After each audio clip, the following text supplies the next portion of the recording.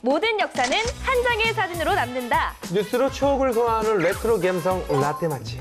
뉴스와 함께 세상 모든 것의 역사를 알아보는 시간. 인생이 뉴스다. 우리의 인생 사진을 만나볼 수 있는 유튜브 사진관에 오신 걸 환영합니다. 여기는 라떼월드. 잠깐만. 아니 분명히 선배님 목소리가 들렸는데? 아니, 기수 씨 오늘 지각하시는 거예요? 아니 뭐예요? 어디 가신 거예요? 왜 이렇게 쪼그라들었어요, 선배님이? 다이어트를 극심하게 하셔가지고. 아 다이어트를 하셨구나 요즘에. 그리고 팽해 보이시네. 힌트. 목 잡고 계시잖아요. 목을 잡고 있으면은 잠깐 물 드시러 가셨나? 아니요. 그럼요. 오미크론을 피하지 못하셨어요. 걸렸구나. 걸렸구나. 아유 선배님 안 걸린다고 했잖아요. 아유, 정말. 그러니까요. 이게 조심조심을 해도 어쩔 수 없이 이게 또 상황인 만큼 맞아요. 오늘 이번 주에는 함께하지 못했는데요. 네, 시청자 여러분, 오늘 함께하지 못한 유튜브의 멤버 변기수입니다.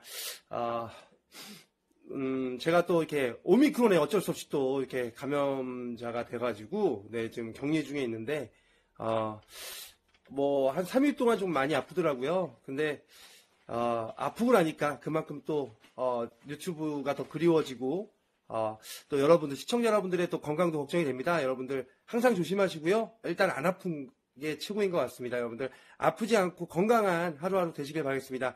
유튜브 네 다음에 만나요. 네 내 자리 빼면 안 돼요.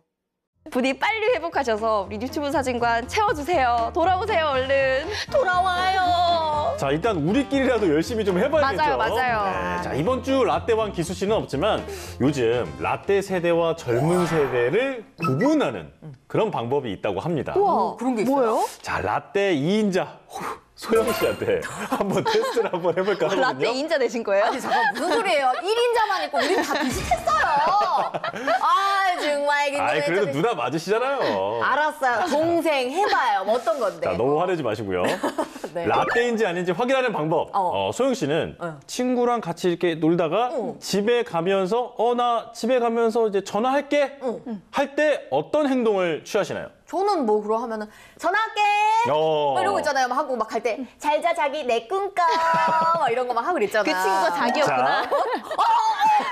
아이고 정말 발목 붙잡기 작전이네 이거. 일단 네. 소영 씨는 지금 요렇게 한다고 전화하게 하셨죠? 이렇게 하지. 자, 그렇다면 유일한 20대 예진 씨는 어떤 동작을 취하시나요? 똑같이. 잘 보세요. MZ세대. MZ세대.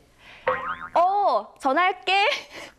요거랑 좀 이렇게 하죠. 다르죠? 아니 이거면은 저기 냉장고 폰 아니에요? 이 정도로 큰 거면은 이렇게? 전화를 이렇게 잡잖아. 손동작이 확실히 다르죠? 저도 이렇게 하죠. 내가 이렇게. 난데? 이게 난데? 가볍잖아. 오늘 너무 외로운 싸움이 될 것 같아요. 좋아요. 네. 그래서 아마 많은 분들이 공감하실 것 같아요. 저희 얘기에. 이렇게 오늘 유튜브 사진관에서 준비한 이야기는 바로 전화의 역사입니다. 오 재밌겠다. 네. 이 전화는 스마트폰과는 또 다른 기능과 매력으로 우리의 일상을 함께해 왔는데요. 역사 속에서 이 전화의 모습은 어떻게 변해왔을지 지금 뉴스로 함께 만나보실까요? VCR 스타트! 어머 저거지 저거. 그치, 저게 저거 수학이잖아요. 보야겠죠. 그쵸. 재건병원입니다. 재건병원이죠? 저 태민이 엄마예요. 우리 태민이가 갑자기 기침이 심해지고 열이 높아졌어요. 선생님이 고도와주셨으면 좋겠습니다. 아니 저 때 당시에는 네. 전화하면 부르면 부탁드립니다. 오셨나 봐요. 그러니까요. 전하는 서로의 품위를 전합니다. 서로가 공손하고 친절 명랑하게 통화를 함으로써 명랑한 사회를 이룩합시다. 저게 이제 전화 예절에 대한 그 캠페인이네요. 자, 이렇게 전기 전동을 활용해서 멀리 떨어진 두 장소에서도 이야기를 나눌 수 있도록 도와주는 것이 바로 전화죠. 이 전화기의 특허권을 가진 사람은 바로 영국 출신의 벨인데요. 1870년대 발명된 최초의 전화 기술을 두고 유럽 내 여러 나라에서는 아직까지도 논쟁을 벌이고 있다고 합니다. 우리가 전화 벨이라고 부르는 게 다 그 이 벨 씨 이름에서 나온 거잖아요. 맞아요. 자, 우리나라에는 전화기가 처음 들어온 게 1882년이거든요. 청나라에 다녀온 사찰단이 2대의 전화기와 전깃줄, 100m를 가지고 네, 다시 돌아와서 이제 전화를 시험해봤다라는 그런 기록이 있습니다.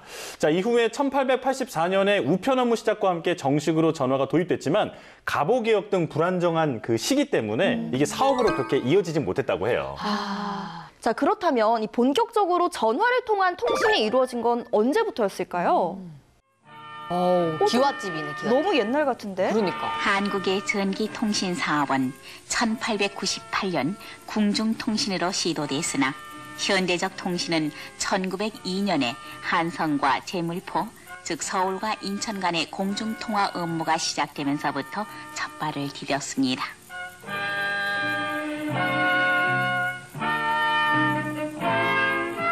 아, 1898년이면 조선시대 아닌가요? 맞아요. 이게 조선 말기인데 1896년 덕수궁 안에 통신용 첫 전화기가 설치가 됐습니다. 네. 자, 바로 이게 바로 고종 황제가 사용하던 전화기예요. 어머, 너무 예뻐요. 신기하다. 그런데 정말 재밌는 게 이 당시에 그 신하들은 고종 황제와 통화를 하기 전에 이 전화기에 대고 절을 3번을 하고 나서 전화를 받았다고 합니다. 진짜 그거야말로 왕에 대한 예의를 엄청 이렇게 차리는 거잖아요. 그러니까요. 근데 맞아요. 중요한 거는 고종이 절 3번 하는 동안 그걸 기다려 주시나요? 드르릉, 드르릉. 아니, 근데 빨리 받아라! 하는 거 아니야? 더 화나는 거 아니야? 아, 진짜? 아니, 근데 저는 요즘에도 국장님 이런 분들 있잖아요. 너무 어르신들이 전화가 오면은 바로 이제 자리에서 네, 국장님. 일어나서. 어떻게 되잖아요. 그쵸? 그니까 괜히. 그런 마음이지 않았을까? 예, 안녕하세요! 하면서 같이 내가 막 맞아요. 인사하고. 네네. 만나고 있는 것처럼. 만나고 저랑 앞에 계신 맞아요. 것처럼. 그런데 당시에 이 전화기를 불렀던 이름도 되게 재밌었대요. 영어로 텔레폰이라고 하잖아요. 그쵸. 근데 이 텔레폰을 한자로 음역을 하면 덕률풍. 덕률풍? 네. 덕률풍 챙겨왔니? 뭐 이렇게 얘기하는 거야. 덕률풍 챙겨왔니? 내 이렇게. 덕 어딨어? 이렇게. 내 덕 어딨어? 아, 줄여가지고. 굉장히 줄임말을 쓰셨네. 맞아요. 그리고 이 밖에도요. 말을 전한다고 해서 전어기, 그리고 어화통 이렇게도 불렀다고 해요. 우리 조진혁 아나운서가 한번 보여주시죠. 여봐라. 예? 저 잠깐만요. 덕률풍 좀 가져오느라. 잠깐만요. 여봐라! 이게 아니고, 여봐라. 약간 간신적인데. 말하지 이어받아. 말란 말이야. 약간 이렇게 성대모사 하는 느낌이었는데. 아니 누가 왕이 그렇게 소리 지르는 거예요? 맞아요, 맞아요. 고종관념이에요. 아, 다시 해주세요. 다시. 고종관념이에요. 이거. 고종관념? 고종님이 많이 출연하시죠. 네. 아니 근데 이 궁중에 있던 전화 덕률풍으로 인해서 역사가 바뀐 그 사실이 있었다는 거 아세요? 진짜요? 네. 과연 어떤 내용이었는지 뉴스로 한번 살펴보시죠. 1895년 을미년 일본인들은 미우라의 주도하에 경복궁을 기습하여 조선의 국모 명성황후를 참혹히 살해했다. 시해된 지 2년 후 조선은 대한제국이 되었고 중전 민씨였던 왕비는 명성황후로 추존되며 국장으로 장례가 치러졌다. 정말 가슴 아픈 역사죠. 맞아요. 그리고 명성황후 시해에 대한 분노를 사귈 수 없었던 조선의 한 청년이 있었다. 더러운 일본 놈들. 우리나라가 아무리 힘이 없기로서니 감히 국모를 시해해?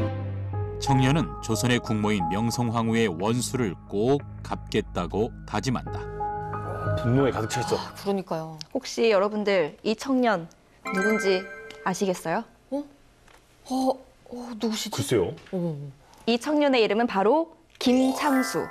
바로 독립운동가 김구 선생입니다. 아, 김구 선생님의 본명이신 거군요. 맞아요. 화가 나니까 그 일본 중위를 그냥 죽여버려요. 그 의분을 참지를 못하고. 그러니까 이 젊은 청년이 잡혀가지고 감옥에 갇히고 사형 언도를 받았어요.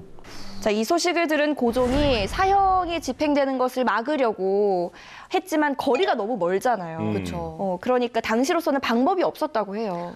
아이고. 한시가 급한 상황. 고종에게 떠오른 것은 전어통, 우리나라 최초의 전화였다. 이 전화 한 통이 우리나라 역사를 바꿔놓았다.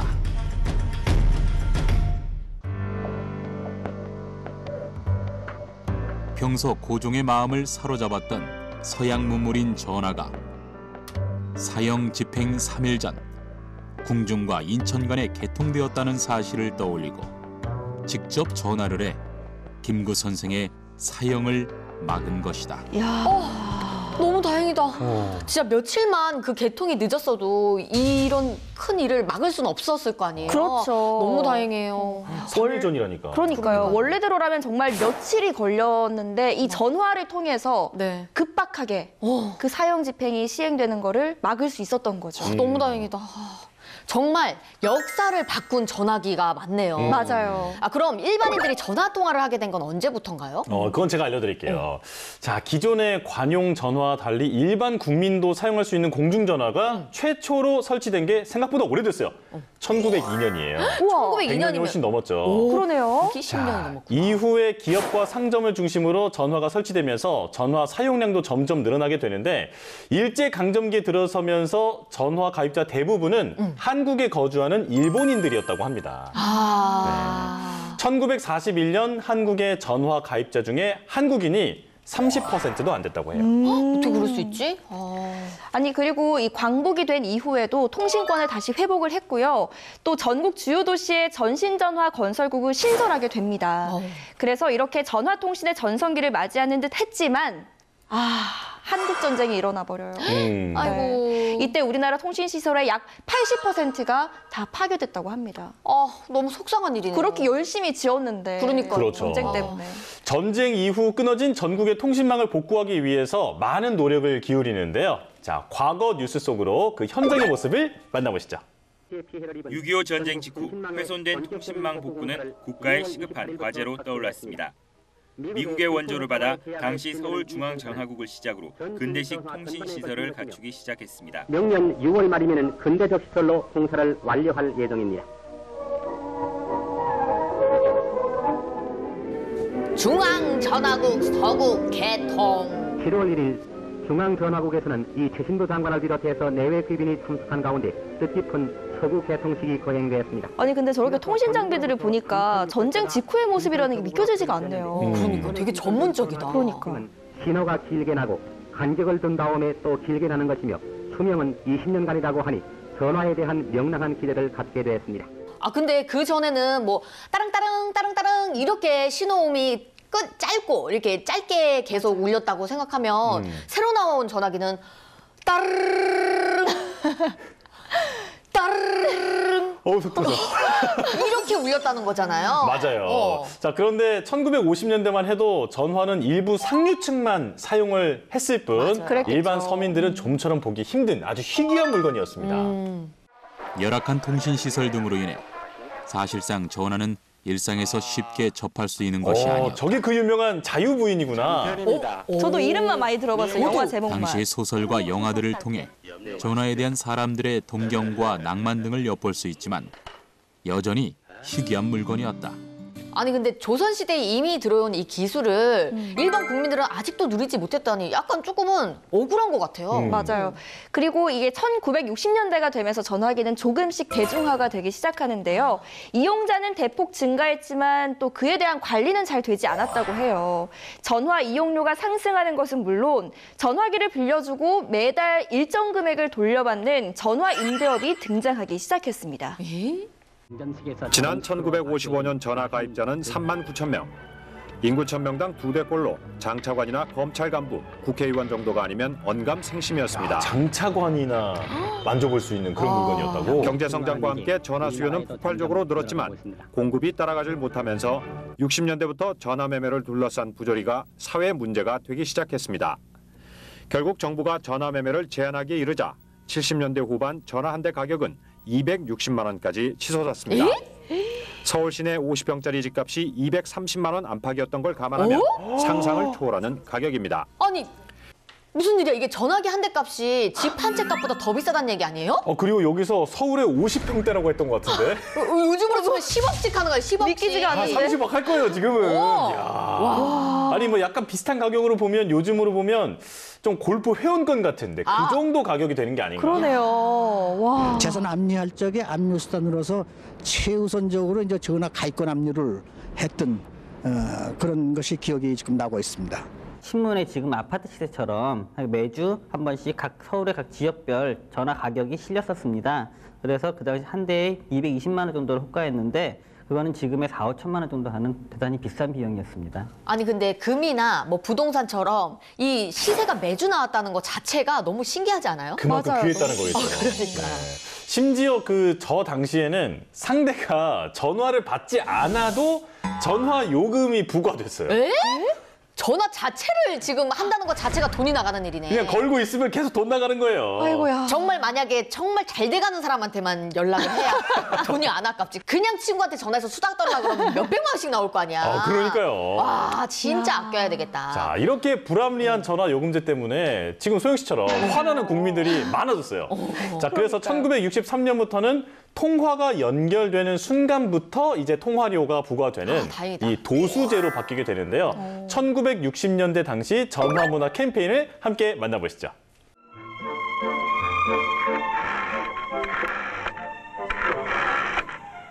통화 중이군요.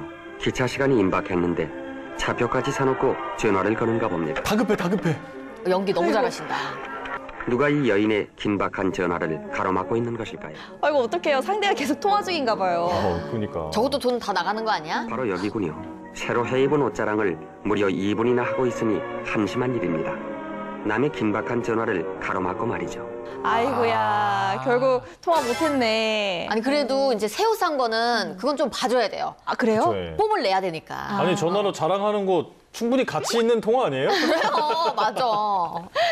1960년대부터는 소득 증가와 경제 성장으로 전화 수요가 급증하면서 전국적으로 통신 시설이 대폭 늘었습니다. 상대편이 전화를 받지 않거나 통화 중이면 전화 요금이 부과되지 않고 소화기를 드는 순간 요금이 계산되는 도수제도 본격 도입됐습니다. 도수제 실시 전에는 이걸 무시하고 같은 요금을 받았으니 아무리 생각해도 불공평한 일이었습니다. 아니 그리고 제가 옛날에 이제 듣기로는 기수 선배한테 한번 라떼 얘기 들었을 때 들어봤는데 예전엔 지금처럼 전화번호를 누르면 직접 통화가 됐잖아요. 지금은. 근데 예전에는 교환원을 통해서 전화 통화가 일일이 이제 거기를 건너서 통화가 됐다고 해요. 한 군데 들러서 이렇게 연결이 되는 거죠. 그렇죠. 더 오래 걸리는 거지. 그리고 전화 교환원은 지금은 사실 사라진 직업이잖아요. 그쵸. 옛날에 이 전화 교환원을 통해서 어떻게 전화 연결이 이루어졌는지 화면으로 한번 만나보실까요? 영구번의 시외 통화를 청구하게 되면 교환소는 청구자의 번호와 대화자 번호를 기록하고 그 자리에서 즉시 청구자의 번호를 불러 시외 통화 신청 여부를 확인합니다. 저분들이 지금 이제 다 전화를 받고 계시는 거예요, 중간에서. 와. 그리고 이제 이어주는 거죠. 너무 힘들겠다. 통화가 시작되면 교환소는 통화수를 계산하기 위해 시계표를 찍어 통화 시간을 기록합니다. 하지만 시대의 변화 속에서 이 전화 교환원들은 역사 속으로 사라지게 되는데요. 자, 바로 사람을 대신해서 자동으로 전화를 연결해주는 자동 교환기가 이때 등장했기 때문입니다. 전화 사용자가 늘어남에 따라 더 많은 교환수가 필요했고 야, 저 선. 교환기의 선들도 복잡해지면서 연결에 오류들이 발생했다. 이 같은 수동 교환기의 한계를 극복하기 위해 엘먼 스트로저는 새로운 교환기를 고안해냈다. 스트로저 자동 교환기는 교환해주는 사람이 필요하지 않는 대신 전화 연결을 원하는 상대방을 숫자로 입력해야 했다. 바로 여기에서 이제 전화번호라는 개념이 생기기 시작합니다. 우리나라에도 1960년대부터 자동전화가 도입되기 시작하는데요. 영등포 자동전화 가설. 최근과 전진의 우렁찬 발자국 소리와 함께 이번에 제6국으로서 서울 시내 영등포에 EMT 자동전화가 신설되었습니다. 이것은 3,400회선으로 총 4억 200만 원이 든 것이라고 하며 이 자동전화의 신설에 따라 영등포도 서울 시내 어느 곳에서나 손쉽게 호출하게 된 것입니다. 자, 이렇게 1960년대에는 전기통신 사업의 그 양적 발전이 급속도로 이루어지게 되는데요. 국산 전화기와 사설 전자식 교환기 개발도 활발히 이루어졌습니다. 맞아요. 그리고 1980년대까지는 이 전화 관서에서 공급하는 전화기를 받아서 사용할 수밖에 없었는데요. 하지만 전화기에 대한 수요가 폭발해서 놀라지 마세요. 전화 청약 전쟁이 일어나기도 했습니다. 또 전화통신의 최첨단 기술, 끝판왕 하면 뭐가 떠오르세요? 끝판왕. 끝판왕? 얼굴까지 보는 영상통화 아니겠습니까? 역시 사이언스. 맞아요. 오, 사이언스. 사이언스. 어깨가 많이 올라가셨네. 네, 어깨 찢어주세요. 근데 이 영상통화 기술이 처음 언제 나왔는지 아세요? 글쎄 얼마 안 되지 않았을까요? 뭐 맞아요. 휴대폰이 나오고도 한참 뒤일 것 같은데. 과연 그럴까요? 이 영상통화 초창기 모습을 한번 살펴보시죠. 오늘날의 첨단 과학은 우리 생활 주변 구석구석에까지 영향을 미쳐 앞으로는 밖에서 전화 다이얼만 돌리면 환기를 할 수 있도록 커튼을 여닫아주며 전등도 켜고 밥도 지을 수 있는 편리한 시대가 곧 다가오게 될 것입니다. 저게 지금 1987년이에요? 이건 거의 뭐 요즘 나오는 사물 인터넷 시대 IoT 시스템인 것 같은데. 잠깐만요. 저거 제가 태어난 날이에요. 연도예요. 그래요? 1987년이면. 아, 맞네. 저때 생겼네. 아, 라떼 맞네. 아, 무슨 소리예요? 나도 1살 때야. 아, 정말. 서로의 얼굴을 보면서 통화하는 화상 전화도 곧 등장하게 돼 선진 문명의 혜택이 우리에게도 미치게 됐습니다. 아니 저 때 모습이 1987년인데 저 때도 영상통화가 가능했다는 게 너무 놀랍지 않으세요? 오, 그러니까 제가 태어났을 때부터 이 영상통화가 가능한 거였네. 그러니까요. 좀 됐네, 그래도. 35년이나 된 거예요. 6년 차째죠, 이제. 이렇게. 아, 나도. 되게 말 더듬으시고. 네, 나도 내가 말을, 왜 자기 말했지? 나이니까. 모른 척 할 걸, 이럴 걸. 이렇게 첨단 기술을 갖추면서 이제 전화 가입자가 쭉쭉 늘어나게 되는데요. 90년대에는 전화 가입자가 2천만 명을 넘어서게 됩니다. 우리나라 전화 시설이 2천만 회선을 돌파했습니다. 플랜카드도 걸어놓으셨네, 뒤에. 1885년 한성 재물포간 전신선이 개통되면서 우리나라 최초로 전기통신이 시작된 이래 108년. 광복 이후 1948년 정부 수립과 동시에 최신부가 발족한 이래 45년 동안의 비약적인 발전을 거듭한 나머지 이 같은 성과를 거두었습니다.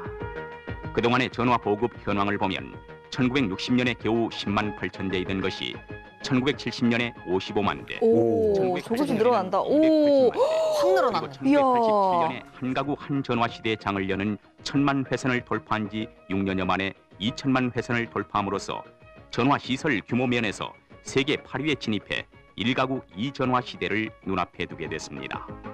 돼지꼬리 같은 이런 전화선 있잖아요. 그 전화기 선 꼬아가면서 뭔가 이렇게 내가 좋아하는 오빠랑 통화할 때 맞아요 하면서 이렇게 선 막 꼬면서 했단 말이야. 그래도 손 맞아. 꼬이고 맞아. 막 다시 이렇게 쭉 피고 막 그런 낭만이 있었는데. 그러니까요. 우리 소영 씨처럼 이렇게 전화기에 정말 많은 추억, 그 낭만을. 무슨 얘기예요? 저도 그냥 잠깐 뜨문뜨문. 아니 오늘 사실 저는 오늘 변기수 씨가 빠진다고 하면서 이거 라떼 얘기를 누가 해주지? 우리 4명 중에서? 나 좀 걱정했단 말이야. 나도 걱정했잖아. 근데 빈자리가 하나도 안 느껴져. 무슨 걱정을 왜 해요? 조혜진 아나운서 무슨 얘기야? 우리 동년배야. 너무 잘해주고 계시잖아요, 지금. 무슨 얘기야? 돌아와요. 기빨려. 아니, 이렇게 이제 소영 씨처럼 전화기에 정말 많은 추억과 낭만을 가지고 계신 분들이 많은데 휴대전화가 나오면서 이 유선전화는 쇠퇴의 길을 걷게 됩니다. 친구와 못다한 얘기를 나눌 때, 가족에게 급히 연락할 때, 밤새 연인과 얘기할 때도 집전화가 없으면 안 되는 시절이 있었습니다. 하지만 이제는 옛날 이야기가 됐습니다. 지난해 11월 기준으로 시내전화 가입자 수는 1,640만 명, 2년 사이 186만 명이나 줄었습니다. 쭉쭉 인터넷 전화가 줄어드네. 시내전화를 대체하고 있지만 증가폭은 미미합니다. 2년 내내 1,200만 명 안팎 수준을 유지하고 있습니다. 아니 근데 이제는 저런 인터넷 전화마저 다 없애는 추세 아닌가요? 그렇죠? 시내 전화와 인터넷 전화를 합친 전체 유선 전화 가입자도 2년 사이 112만 명이 줄었습니다. 또 다른 유선 통신 서비스인 초고속 인터넷도 포화 상태에 다다랐습니다. 지난해 11월 가입자 수가 2,001만 명인데 2,098만인 전국 가구 수와 비슷해 한계에 도달했습니다. 휴대전화를 비롯한 무선 통신의 속도가 빨라지면서 통신 시장이 무선 중심으로 재편되고 있는 것으로 풀이됩니다.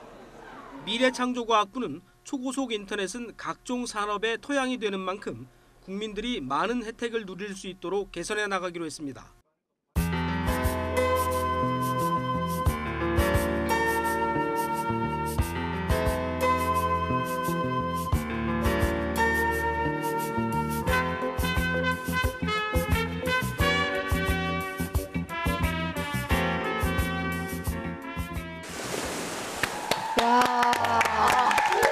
역사를 또 이렇게 알아보는 시간이 그러니까요. 있었네. 아니 근데 이렇게 역사 속으로 우리가 들어갔다 왔잖아요. 너무 신기하네 저는. 그 옛날 전화기의 모습을 진짜 왜 대충 알잖아요. 좀 약간 좀 새삼스러운 것 같은데. 왜 이렇게 자꾸 빠져나가려고 그래. 얼마나 그러니까요. 젊어 보이려고. 누가 보면 뭐 18살인 줄 알겠네요. 그래. 벽 그어주세요 여기 이렇게. 아니 무튼 너무 저는 신기하고 좋았어요. 어떠셨어요? 아니 저도 그 뭐 늘 이 사진관 정말 재밌게 보지만 이 전화기 관련된 건 저도 어렸을 때 좀 겪어본 게 많아서 훨씬 더 좀 실감나게 볼 수 있었던 게 아닌가 이런 생각이 드는데요. 자 정말 얼마 있으면 이제 전화기가 그 과거의 물건이 되어버릴 것 같은 그런 느낌도 받았어요. 그래서 시대의 변화 속에서 비록 과거의 한 장면으로 남겨지더라도 그 안에 있는 우리의 추억은 영원하지 않을까 이런 생각이 듭니다. 멘트 좋으시네요. 네. 맞아. 자, 지금까지 뉴튜브 사진관이었습니다. 뉴스의 바다를 끝없이 떠다니는 본격 뉴스 예능 유튜브. 오늘의 항해는 여기까지입니다. 저희는 한 주 동안 유튜브 타고 신나게 돌아다니면서 더 재밌는 뉴스 가득 싣고 돌아오겠습니다. 유튜브 사진관 다음 주에도 꼭 놀러 오실 거죠? 우리는 뉴튜브. 안녕.